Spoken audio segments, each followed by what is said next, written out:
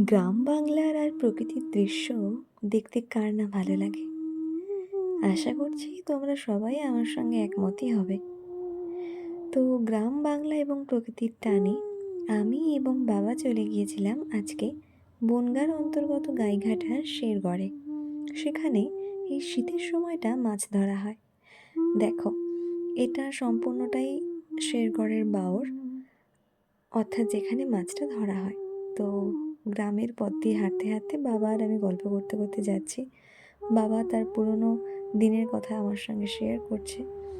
আর কি সুন্দর অপূর্ব দৃশ্য দেখো, শীতের রোদ পোহাচ্ছে সাদা হাঁসেরা, তারা নিজেদের ছন্দে আছে।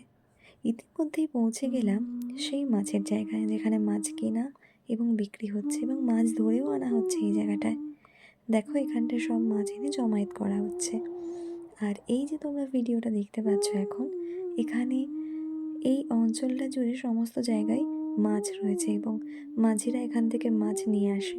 তো আমি দুটো মাছ কিনেছিলাম, কাতলা মাছ আর সিলভার কাপ।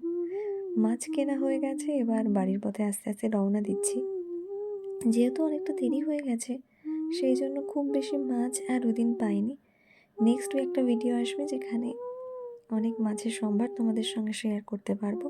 তো এবার গ্রামের মেঠো পথ পেরিয়ে এবার আস্তে আস্তে সড়ক পথে চলে যাওয়া।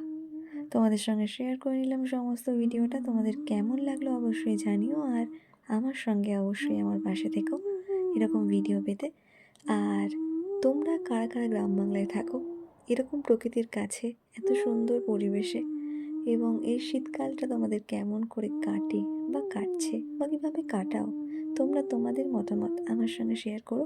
আমি সেটা অবশ্যই তোমাদের সঙ্গে শেয়ার করে দেবো। আজকে এটুকুই, বাই।